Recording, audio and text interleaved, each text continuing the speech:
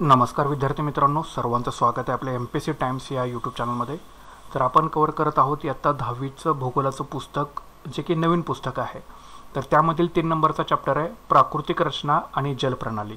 तर या चॅप्टरमध्ये भारत आणि ब्राझील यांची प्राकृतिक रचना कशी आहे, भारताची सुद्धा आणि ब्राझीलची सुद्धा, आणि प्लस जलप्रणाली कशी आहे भारताची प्लस ब्राझीलची, तर या चॅप्टरमध्ये सांगितलेलं आहे. ते आपण नोट्स फॉर्मॅटमध्ये आपण क्लिअर करतोय, जेणेकरून आपला वेळ वाचेल आणि तुमची डायरेक्टली उजळणी जी असेल ती होऊन जाईल. 5वी ते 12वीच्या जर तुमच्या नोट्स प्रॉपर असतील तर तुम्हाला काही सुद्धा इतका प्रॉब्लेम येणार नाही. म्हणजे तुमचा बेस परफेक्टली चांगल्या पद्धतीने होऊन जाईल. कधी कधी प्रश्नसुद्धा जॉग्राफीचे जे आहेत ते आपल्याला स्टेट बोर्ड असेल किंवा NCERT असेल याच्यामधून तुम्हाला मिळून जातात. ठीक आहे, तर त्याच्यामुळे लेक्चर केअरफुली ऐका, सगळे पॉईंट्स केअरफुली ऐका. डायरेक्टली नोट्सच आपण तुमच्याशी शेअर करतोय, जेणेकरून तुमचा वेळ वाचेल आणि तुमची उजळणी पटकन होऊन जाईल. तर आता सुरुवात करूया. तर याच्याआधी आपण प्राकृतिक रचना जी आहे ती भारताची बघितलेली आहे. तर या लेक्चरमधून आपल्याला ब्राझीलची जी प्राकृतिक रचना आहे कशा पद्धतीची आहे तर ती बघायची आहे. तर हे मॅक्झिमम तुम्हाला राज्यसेवेला कामाला येईल किंवा एखादा पर्वत वगैरे जर मध्ये आला तर MPSC सुद्धा आपल्याला विचारू शकतं, कंबाईनमध्ये सुद्धा विचारू शकतं. ठीक आहे, तर ते केअरफुली ऐका. तर बघा, ब्राझीलमध्ये लांबवर पसरलेले व अति उंच पर्वत नाहीत. हा पहिला पॉईंट लक्षात ठेवायचा. ब्राझीलमध्ये लांबवर पसरलेले किंवा जे अति उंच पर्वत आहे ते ब्राझीलमध्ये आपल्याला दिसून येत नाहीत. उत्तरेकडचे ॲमेझॉनचे खोरे आणि नैऋत्येकडील पॅराग्वे नदीच्या उगमाकडील प्रदेश सोडल्यास ब्राझीलमध्ये विस्तीर्ण मैदाने सुद्धा अभावानेच आपल्याला आढळून येतात. किनारी भागात ही मैदाने विस्तीर्ण नाहीत. ठीक आहे, सो काय सांगितलं की ब्राझीलमध्ये जे आहेत आपल्याला एकतर अति उंच पर्वत दिसत नाहीत, लांबवर पसरलेले पर्वत दिसत नाहीत, काही अभाव आहे याच्यामध्ये. अपवाद म्हणजे ॲमेझॉनचे खोरे किंवा पॅराग्वे नदीचं खोरं, हे जर 2 सोडली तर ब्राझीलमध्ये जी विस्तीर्ण मैदानं आहेत ती अभावानेच आपल्याला आढळून येतात. आणि किनारी भागात सुद्धा मैदाने जी आहेत ती विस्तीर्ण स्वरूपामधले आपल्याला आढळून येत नाहीत. ठीक आहे, तर ही गोष्ट लक्षात ठेवा. ब्राझीलचे प्राकृतिक भाग जे आहेत ते पुढील प्रमाणे आहेत. कुठले भाग आहेत प्राकृतिक? पहिला आहे उच्चभूमी, दुसरा आहे अजस्त्र कडा, तिसरा आहे किनारी प्रदेश, चौथा आहे मैदानी प्रदेश आणि 5वा आहे द्वीपसमूह. असे ब्राझीलच्या प्राकृतिक भाग पाडले जातात. उच्चभूमी, अजस्त्र कडा, किनारी प्रदेश, मैदानी प्रदेश आणि द्वीपसमूह. ठीक आहे, तर असे याचे ब्राझीलचे प्राकृतिक भाग आहेत. समजलं आपल्याला? आपण काय बघितलं की ब्राझीलमध्ये लांबवर पसरलेले किंवा अतिउंच पर्वत जे आहेत ते दिसून येत नाहीत आपल्याला. ह्याला अपवाद फक्त ॲमेझॉनचे खोरे किंवा नैऋत्येकडील पॅराग्वे नदीचं खोर आहे किंवा पॅराग्वे नदीच्या उगमाकडचा प्रदेश आहे. हे जर सोडलं तर ब्राझीलमध्ये तुम्हाला अतिउंच पर्वत किंवा जे विस्तीर्ण मैदाने आहेत त्या तुम्हाला अभावाने दिसून येतात. अभावानेच आढळून येतात, बरोबर. आणि किनारी भागात सुद्धा मैदाने जी आहेत ती विस्तीर्ण स्वरूपामध्ये आपल्याला दिसून येत नाहीत, हे लक्षात ठेवा. आणि ब्राझीलचे प्राकृतिक भाग कुठले आहेत? उच्चभूमी, अजस्त्र कडा, त्याच्यानंतर किनारी प्रदेश, मैदानी प्रदेश आणि द्वीपसमूह असे ब्राझीलचे प्राकृतिक भाग आहेत. आता एक एक भाग आपल्याला डिस्कस करायचे आहेत. तुम्हाला डायरेक्ट नोटचे पॉईंट सांगतो, केअरफुली ऐका. आता पहिला जो आहे तो उच्चभूमी. तर दक्षिण ब्राझील विस्तीर्ण अशा पठाराने व्यापलेला आहे. लक्षात ठेवा, दक्षिण ब्राझील जो आहे हा विस्तीर्ण अशा कशाने व्यापलेला आहे? पठाराने व्यापलेला आहे. ठीक आहे, हे तर आपल्याला सांगितले की मैदानी जे आहेत ते अभावानेच आढळतात. मात्र जे दक्षिण ब्राझील आहे तिथं काय आढळतात? पठाराने व्यापलेलं आहे. दक्षिण ब्राझील विस्तीर्ण अशा पठाराने व्यापलेलं आहे. याचे वर्णन ब्राझीलचे पठार, ब्राझीलची उच्चभूमी, लक्षात ठेवा, ब्राझीलचे पठार, ब्राझीलची उच्चभूमी, ब्राझीलचे ढाल क्षेत्र अशा वेगवेगळ्या नावांनी केलं जातं. हे जे दक्षिण ब्राझील जो आहे विस्तीर्ण पठाराने व्यापलेलं आहे याचं वर्णन कसं केलं जातं? ब्राझीलचं पठार, ब्राझीलची उच्चभूमी किंवा ब्राझीलचे ढाल क्षेत्र अशा वेगवेगळ्या नावाने याचं वर्णन केलं जातं. ब्राझील व गियाना ढाल क्षेत्रे ही एकत्रितरित्या दक्षिण अमेरिका खंडातील गाभा क्षेत्रे मानली जातात. ब्राझील आणि गियाना ढाल क्षेत्र. आता तुम्हाला विचारतील दक्षिण अमेरिका खंडातील खालीलपैकी गाभा क्षेत्र कुठली, तर तुमचं आन्सर असलं पाहिजे ब्राझील आणि गियाना ढाल क्षेत्र. लक्षात ठेवा, केअरफुली आहे, काही तर क्वेश्चन येऊ शकेल. ठीक आहे, आता ढाल क्षेत्र म्हणजे काय हे सुद्धा तुम्हाला मी पुढे सांगेन. आपण तो सुद्धा पॉईंट याच्यामध्ये इन्क्लूड केलेला आहे. तर आता नोट्स ऐकून घ्या फक्त. गियाना उच्चभूमीचा मुख्य भाग व्हेनेझुएला देशात असून ही उच्चभूमी पूर्वेकडे फ्रेंच गियानापर्यंत विस्तारलेली आहे.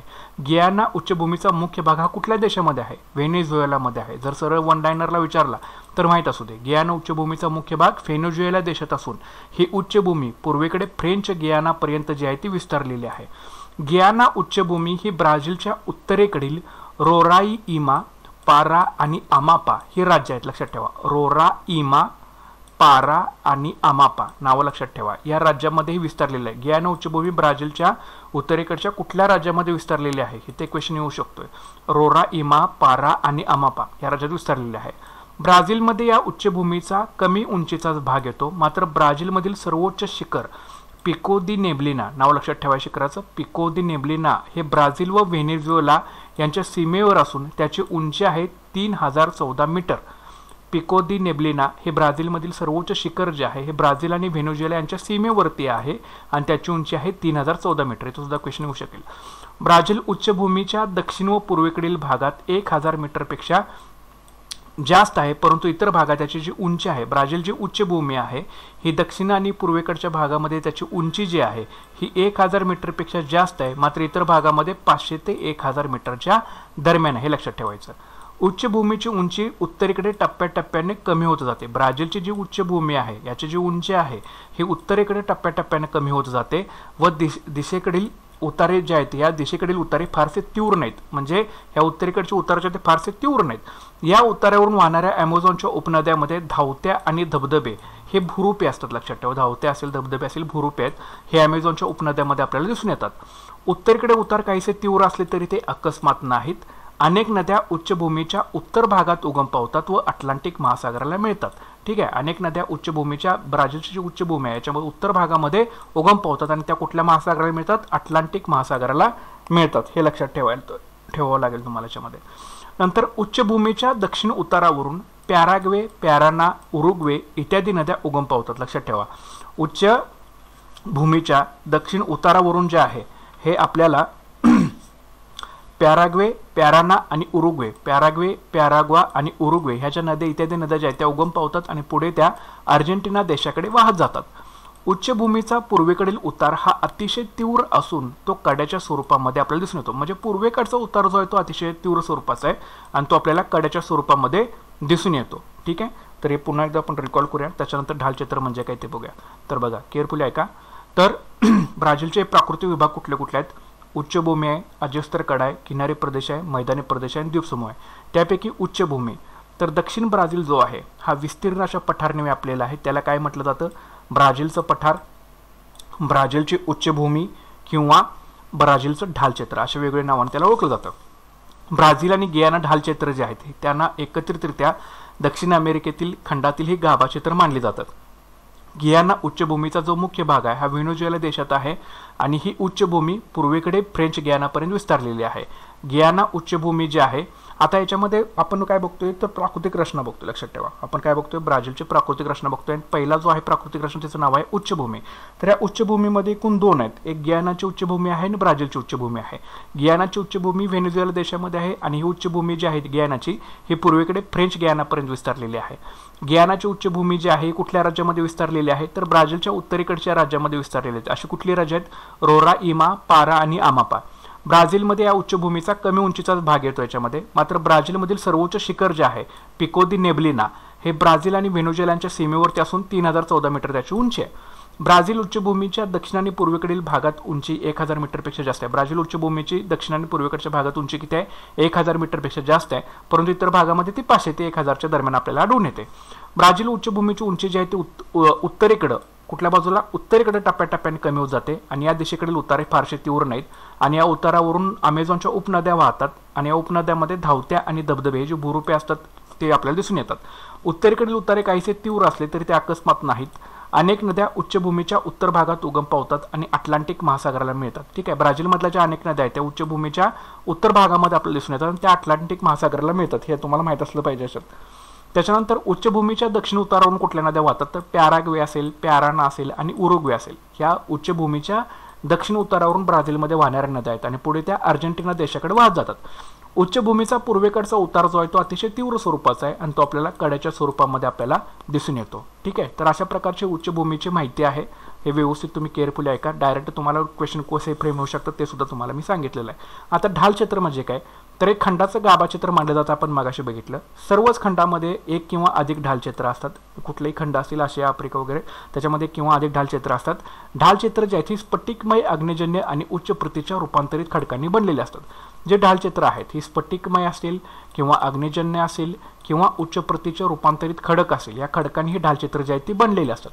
ढालक्षेत्रातील खडक जे असतात ते अतिप्राचीन असतात. ठीक आहे, अतिप्राचीन खडक आहेत. ढालक्षेत्रातील खडक कसे असतात? अतिप्राचीन असतात. त्यांची निर्मिती काळ 58 कोटी वर्षापूर्वीच्या 2 अब्ज वर्षापर्यंतचा मानला जातो. ठीक आहे. या ढाल चित्रातील जे खडक आहेत या त्यांच्या निर्मितीचा काळ कसा मानला जातो? 58 कोटी वर्षापूर्वीच्या 2 अब्ज वर्षापर्यंतचा, ठीक आहे, 58 कोटी वर्षापूर्वी किंवा 2 अब्ज वर्षापर्यंतचा मानला जातो. ब्राझील आणि गियाना ढालचित्र जे आहे ते एकत्रितरित्या दक्षिण अमेरिका खंडातील गाभाचित्र मानले जातात. कुठल्या खंडातील? दक्षिण अमेरिका. लक्षात ठेवा, उत्तर नाही, दक्षिण अमेरिका खंडातील यांना गाभाचित्र मानली जातात, जी काय ब्राझील आणि गियानामधील ढालचित्र आहेत त्यांना. ठीक आहे. तर अशा प्रकारची उच्चभूमीची माहिती आहे, तरी तुम्हाला माहीत असणं गरजेचं आहे. हे एक प्राकृतिक विभाग आहे ब्राझीलचा. त्याच्यानंतर दुसरा आहे अजस्तर कडा. तर हा प्राकृतिक भाग क्षेत्र विस्ताराच्या दृष्टीने सर्वात लहान असला तरी येथील उताराचे स्वरूप व त्याचा हवामानावरती, लक्षात ठेवा, आपण आता बघतो दुसरा प्राकृतिक विभाग ब्राझीलचा अजस्तर कडा. तर क्षेत्र विस्ताराच्या दृष्टीने हा लहान आहे अजस्तर कडा, तरी तेथील उताराचं स्वरूप व त्याचा हवामानावर होणारा परिणाम यामुळे जो आहे अजस्तर कडा जे आहेत यांना काय मानलं जातं? एक वेगळा प्राकृतिक विभाग मानलं जातं. ठीक आहे, लक्षात ठेवा, कारण तिथला उताराचं स्वरूप आणि त्याचा हवामानावरती होणारा परिणाम या दोन घटकांमुळे हा अजस्तर कडा जो आहे तो वेगळा ब्राझीलमधला प्राकृतिक विभाग मानला जातो. मात्र क्षेत्र विस्ताराच्या दृष्टीने हा अजस्तर कडा कसा आहे? लहान आहे, लक्षात ठेवायचं. त्याच्यानंतर उच्चभूमीची पूर्वेकडील बाजू या कड्यामुळे अंकित होते. या भागात उच्चभूमीची उंची ही 790 मीटर इतकी आहे. काही भागात ही उंची टप्प्याटप्प्याने कमी होते.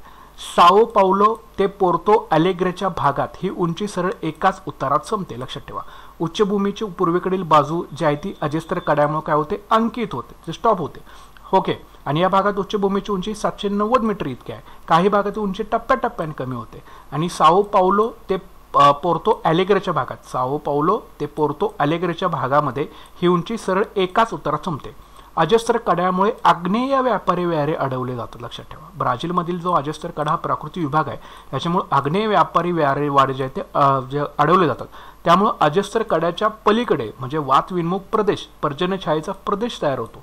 आणि या प्रदेशाच्या उत्तरेकडील भागाचे वर्णन आवर्षणाचा चतुष्कोन असे केलं जातं. काय केलं जातं? आवर्षणाचा चतुष्कोन असं केलं जातं. अजस्तर कड्यामुळे आग्नेय व्यापारी वाडे जे ते अडवले जातात. त्यामुळे अजस्तर कड्याच्या पलीकडे वातविन्मुख प्रदेश म्हणजे पर्जन्यछायेचा प्रदेश तयार होतो. आणि या प्रदेशाच्या उत्तरेकडच्या भागाचं वर्णन आवर्षणाचा चतुष्कोन असं केलं जातं. लक्षात ठेवा पॉईंट. ठीक आहे. तर हे झालं अजस्तर कड्याच्या बाबतीमधलं. तर हा स्वतंत्र विभाग का मानला जातो? कारण उताराचं स्वरूप आणि त्यामुळे होणाऱ्या हवामानावरती परिणाम दोन घटकामुळे हा अजस्तर कडा ब्राझीलमधील एक स्वतंत्र असा प्राकृतिक विभाग मानला जातो. हा क्षेत्र विस्ताराच्या दृष्टीने सर्वात लहान विभाग आहे. ठीक आहे. आणि त्याच्यानंतर उच्चभूमीची जी पूर्वेकडची बाजू आहे ही अजस्तर कड्यामुळे काय होते? अंकित होते. पूर्वेकडची बाजू या भागात उच्चभूमीची उंची 790 मीटर एवढीच आहे आणि काही भागामध्ये टप्प्याटप्प्याने कमी होत जाते. साओ पाउलो ते पोर्तो अलेग्रेच्या भागात उंची सरळ एकाच उतारामध्ये संपते. अजस्तर कड्यामुळे जे आहे ते आग्नेय व्यापारी वारे जे आहे ते अडवले जातात. त्यामुळे अजस्तर कड्याच्या पलीकडे वातविन्मुख प्रदेश म्हणजे पर्जन्यछायेचा प्रदेश तयार होतो. आणि या प्रदेशाच्या उत्तरेकडील भागाचं वर्णन आवर्षणाचा चतुष्कोन असं केलं जातं. ठीक आहे. तर हा झाला दुसरा प्राकृतिक विभाग. तिसरा प्राकृतिक विभाग आहे किनारी प्रदेश. तर ब्राझीलला सुमारे एकूण किती किलोमीटर लांबीची किनारपट्टी लाभलेली आहे? तर 7400 किलोमीटर लांबीची किनारपट्टी जी आहे तर या ब्राझीलला लाभलेली आहे. या किनाऱ्याचे उत्तर व पूर्व असे दोन भाग केले जातात. ठीक आहे, लक्षात ठेवा, उत्तर आणि पूर्व असे एकूण दोन भाग या किनाऱ्याचे केले जातात. उत्तरेकडील आमापापासून पूर्वेकडील रिओ ग्रांडे दो नॉर्तेपर्यंतच्या किनाऱ्यास उत्तर अटलांटिकचा किनारा असं याला म्हटलं जातं. ठीक आहे. उत्तरेकडील आमापापासून पूर्वेकडील रिओ ग्रांडे दो नॉर्ते, नाव जर लक्षात ठेवा, कारण ब्राझीलमधील नाव आहे ती. उत्तरेकडील आमापापासून पूर्वेकडील रिओ ग्रांडे दो नॉर्तेपर्यंतच्या किनाऱ्यास उत्तर अटलांटिकचा किनारा असं म्हटलं जातं. आणि पुढे दक्षिण दिशेने पसरलेल्या किनाऱ्याला पूर्व किनारा असं म्हटलं जातं. म्हणजे एक उत्तर अटलांटिकचा किनारा आणि दोन पूर्व किनारा. तर उत्तर अटलांटिकचा किनारा जो आहे तो उत्तरेकडच्या आमापापासून पूर्वेकडच्या रिओ ग्रांडे दो नॉर्तेपर्यंतचा किनारा आणि दक्षिण दिशेने जो किनारा पसरलेला आहे त्याला पूर्व किनारा असं ब्राझीलमध्ये म्हटलं जातं. उत्तर किनाऱ्यावरती अमेझॉनसह अनेक नद्या येऊन मिळतात. त्यामुळे किनारा कसा बनलेला आहे? सकल बनलेला आहे. ठीक आहे. उत्तर किनाऱ्यावरती अमेझॉनसह अनेक नद्या येऊन मिळतात त्यामुळे किनारा सकल बनलेला आहे. आणि या किनाऱ्यावरती मॉराजा बेट, मॉराजा उपसागर, साओ मार्कोस उपसागर आहेत. मॉराजा हे मोठे किनारे बेट आहे आणि ते अमेझॉन व टोंकॅन्टिस नद्यांच्या मुखादरम्यान तयार झालेलं आहे. लक्षात ठेवा पॉईंट. उत्तर किनाऱ्यावरती अमेझॉनसह अनेक नद्या ज्या आहेत ते येऊन मिळतात. आता ब्राझील आपण बघतोय किनारी प्रदेश, ब्राझीलचा प्राकृतिक भाग. ब्राझीलला सुमारे 7400 किलोमीटर लांबीची किनारपट्टी लाभलेली आहे. या किनाऱ्याचे उत्तर आणि पूर्व असे एकूण दोन भाग केले जातात. उत्तरेकडील आमापापासून पूर्वेकडच्या रिओ ग्रांडे दो नॉर्तेपर्यंतच्या किनाऱ्याला उत्तर अटलांटिकचा किनारा म्हणतात आणि तिथून पुढे दक्षिण दिशेने पसरलेल्या किनाऱ्याला पूर्व किनारा असं म्हणतात. ठीक आहे, म्हणजे उत्तर अटलांटिकचा किनारा आणि पूर्व किनारा. उत्तर किनाऱ्यावरती अमेझॉनसह अनेक नद्या येऊन मिळतात, त्यामुळे किनारा सकल बनलेला आहे. आणि या किनाऱ्यावरती मॉराजा बेट, मॉराजा उपसागर, साओ मार्कोस उपसागर आहेत. मॉराजा जे आहे ते मोठं किनारे बेट आहे, ते अमेझॉन आणि टोंकॅन्टिस नद्याच्या मुखादरम्यान तयार झालेले आहे. हे लक्षात ठेवा. मॉराजा जे सागरी मोठे किनारे जे बेट आहे, किनारी बेट, हे कुठल्या नद्यांच्या मुखादरम्यान तयार झालेले आहे, तर अमेझॉन आणि टोंकॅन्टिस हे नाव लक्षात ठेवा. ते क्वेश्चन फ्रेम होऊ शकेल. ठीक आहे. पूर्वेकडील किनाऱ्यावरती अनेक लहान नद्या येऊन मिळतात. या भागात साओ फ्रान्सिस्को, नाव लक्षात ठेवा, साओ फ्रान्सिस्को ही एक मोठी नदी अटलांटिक महासागराला मिळते पूर्वेकडच्या किनाऱ्यावरती.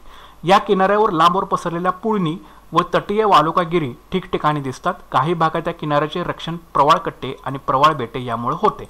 ठीक आहे, तर याच्यामधला महत्त्वाचा पॉईंट काय, साओ फ्रान्सिस्को ही एक मोठी नदी पूर्वेकडच्या किनाऱ्यावरती जी आहे ती आपल्याला दिसून येते आणि ती अटलांटिक महासागराला मिळते. नंतर प्राइया डू कॅसिनो आणि किंवा कॅसिनो बीच ब्राझीलमधील अति दक्षिणेकडील असलेली पुळण आहे.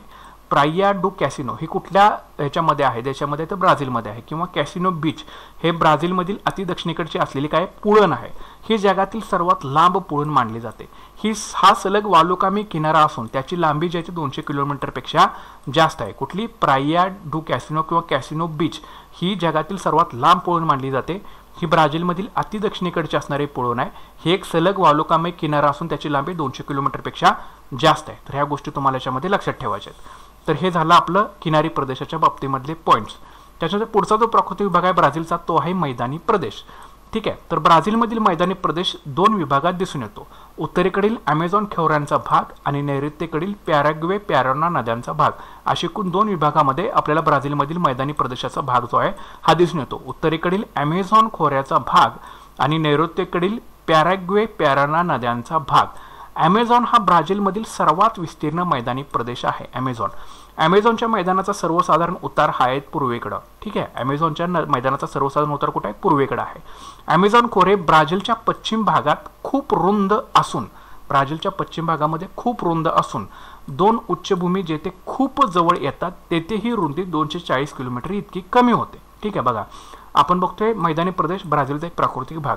ब्राझीलचा मैदानी प्रदेश एकूण 2 विभागात दिसून येतो. एक म्हणजे उत्तरेकडील अमेझॉन खोऱ्याचा भाग आणि नैऋत्येकडील पॅराग्वे पॅराना नद्यांचा भाग.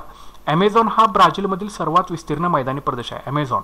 ठीक आहे, अमेझॉनच्या मैदानाचा सर्वसाधारण उतार हा पूर्वेकडे आहे. अमेझॉन खोरे ब्राझीलच्या पश्चिम भागात खूप रुंद आहे, म्हणजे 1300 किलोमीटर इतकं रुंद आहे. 2 उच्चभूमी जेथे खूप जवळ येतात तेथे ही रुंदी 240 किलोमीटर इतकी कमी होते. ठीक आहे, लक्षात ठेवा. 2 उच्चभूमी जेथे खूप जवळ येतात ती रुंदी जी आहे ती 240 किलोमीटर इतकी कमी होते. मात्र पश्चिम भागामध्ये रुंदी किती आहे, 1300 किलोमीटर आहे. मात्र जिथे 2 उच्चभूमी जवळ येतात तिथे ही रुंदी 240 किलोमीटर इतकी कमी होते. जसजशी अमेझॉन नदी अटलांटिक महासागराकडे जाते तसतशी मैदानाची रुंदी वाढत जाते. जसजशी अमेझॉन नदी जी आहे ती अटलांटिक महासागराकडे वाहत जाते तसतशी मैदानाची रुंदी काय होत जाते, वाढत जाते. हा मैदानी भाग पूर्णपणे वनांनी व्यापलेला आहे. वारंवार येणारे पूर आणि वनांच्या तळाकडील भागात जमिनीवर वाढणाऱ्या वनस्पती यामुळे हा मैदानी प्रदेश खूपच दुर्गम बनलेला आहे. अमेझॉनच्या खोऱ्यातील वने ही उष्णकटिबंधीय वर्षावने आहेत, हे लक्षात ठेवा. हा पॉईंट लक्षात ठेवा. अमेझॉनच्या खोऱ्यातील वने जी आहेत ही उष्णकटिबंधीय वर्षावने आहेत. ओके, जसजशी अमेझॉन नदी ही अटलांटिक महासागराकडे जाते तशी मैदानाची रुंदी वाढत जाते. हा मैदानी भाग पूर्णपणे वनाने व्यापलेला आहे. वारंवार येणारे पूर असतील आणि वनांच्या तळाकडील भागात जमिनीवर वाढणाऱ्या वनस्पती असतील याच्यामुळे हा मैदानी प्रदेश दुर्गम बनलेला आहे.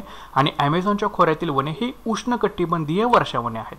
ब्राझीलमधील दुसरा मैदानी भाग म्हणजे ब्राझील उच्चभूमीच्या नैऋत्येकडील पॅराग्वे पॅराना या नद्यांच्या उगमाकडचा भाग. हा दुसरा मैदानी भाग आहे. आपण भाग बघितला कुठला, अमेझॉन खोऱ्याचा भाग आपण बघितला. तर अमेझॉन खोरं ब्राझीलमधील सर्वात विस्तीर्ण मैदान आहे.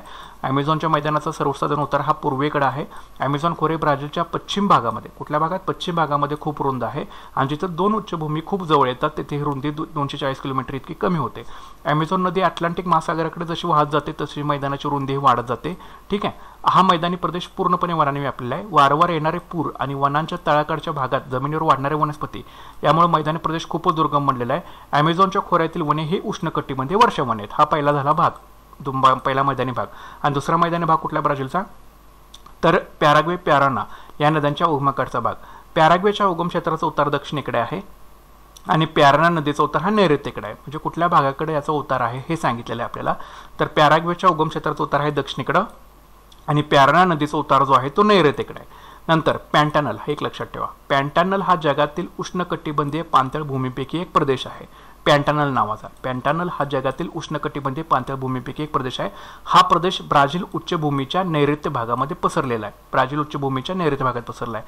पॅन्टॅनल हा एक दलदलीचा प्रदेश असून तो ब्राझीलमधील माटो ग्रासो दो सुल नाव लक्षात ठेवा. माटो ग्रासो दो सुल या राज्यामध्ये आहे हा पॅन्टॅनलचा दलदलीचा प्रदेश. पॅन्टॅनलचा विस्तार ब्राझीलप्रमाणे अर्जेंटिना देशातही आपल्याला दिसून येतो. म्हणजे अर्जेंटिना देशात सुद्धा आपल्याला पॅन्टॅनलचा विस्तार जो आहे तो दिसून येतो. म्हणजे ब्राझील प्लस अर्जेंटिनामध्ये हा पॅन्टॅनलचा विस्तार झालेला आपल्याला दिसून येतो. आणि हा काय एक जगातील उष्णकटिबंधीय पाणथळ भूमीचा एक प्रदेश आहे पॅन्टॅनल नावाचा, आणि किंवा दलदलीचा प्रदेश आहे तो. आणि तो कुठल्या राज्यामध्ये? ब्राझीलमधल्या माटो ग्रासो दो सुल या राज्यामध्ये आहे. आणि त्याच ब्राझीलप्रमाणे कुठल्या देशामध्ये पॅन्टॅनलचा विस्तार आपल्याला दिसून येतो? तर अर्जेंटिना देशामध्ये आपल्याला त्याचा विस्तार जो आहे तो दिसून येतो. तर ह्या गोष्टी तुम्हाला लक्षात ठेवणं गरजेचं आहे. तर हा झाला मैदानी प्रदेश ब्राझीलचा एक प्राकृतिक विभाग. पुढचा जो उपविभाग आहे त्याचं नाव आहे द्वीपसमूह. काय नाव आहे? द्वीपसमूह. मुख्य भूमीशिवाय ब्राझील देशात काही बेटांचा समावेश होतो. त्यांचे वर्गीकरण किनारे बेट आणि सागरी बेट असे केले जातं. मुख्य भूमीशिवाय ब्राझील देशामध्ये काही बेटांचा समावेश होतो. त्यांचं वर्गीकरण कसं केलं जातं? किनारे बेट आणि सागरी बेट असं केलं जातं. बहुतेक किनारी बेटे ही संचयनातून निर्माण झालेली आहेत. सागरी बेटे ही मुख्य भूमीतून निर्माण झालेली आहेत. सागरी बेटे ही मुख्य भूमीपासून 300 किलोमीटर पेक्षा दूर अटलांटिक महासागरात आहेत. ही बेटे बहुतेक खडकाळ असून ते जलमग्न डोंगराच्या माथ्याचे भाग आहेत. दक्षिण अटलांटिक महासागराच्या किनारा भागातील बेटे ही प्रवाळ बेटे असून त्यांना कंकण द्वीप असं म्हटलं जातं. तर हे बघा द्वीपसमूह. ठीक आहे. तर याचं वर्गीकरण केलं जातं किनारी बेट आणि सागरी बेट अशा एकूण 2 भागामध्ये या द्वीपसमूहाचं वर्गीकरण केलं जातं. बहुतेक किनारी बेटे जी ती संचयनामधून निर्माण झालेली आहेत. सागरी बेटे ही मुख्य भूमीतून निर्माण झालेली आहेत. ठीक आहे. किनारी बेटे संचयनातून निर्माण झालेले, सागरी बेटे मुख्य भूमीतून निर्माण झालेली आहेत. सागरी बेटे जी ती मुख्य भूमीपासून 300 किलोमीटरपेक्षा दूर अटलांटिक महासागरामध्ये आढळून येतात. ही बेटे खडकाळ स्वरूपाचे आहेत आणि ते जलमग्न डोंगराच्या माथ्याचे काय आहेत? भाग आहेत. दक्षिण अटलांटिक महासागराच्या किनारा भागातील बेटे जी आहेत ती प्रवाळ बेटे असून त्यांना कंकण द्वीप असं जे आहे ते म्हटलं जातं. कंकण द्वीप असं त्यांना म्हटलं जातं. दक्षिण अटलांटिक महासागराच्या किनारा भागातील बेटे. ठीक आहे. तर अशा प्रकारचे हा द्वीपसमूहाचा आपल्या हे नोट्स आहेत ते तुमच्याशी डिस्कस केलेले आहेत. ओके. तर हे एकूण 5 प्राकृतिक विभाग आहेत. तर हे तुम्हाला लक्षात ठेवावे लागतील. तर कुठले ब्राझीलचे प्राकृतिक भाग आहेत? उच्चभूमी, अजस्त्र कडा, किनारी प्रदेश, मैदानी प्रदेश आणि द्वीपसमूह. एक 2 ते 3 वेळा तुम्ही हे रिवाइज करून ऐका सगळे पॉईंट्स.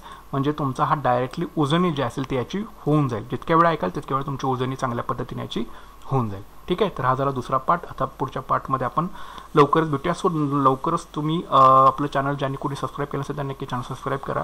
व्हिडिओला लाईक करायला अजिबात विसरू नका आणि नक्की शेअर करायला सुद्धा विसरू नका. भेटूयात पुढच्या लेक्चरमध्ये. Thanks for watching guys and all the best.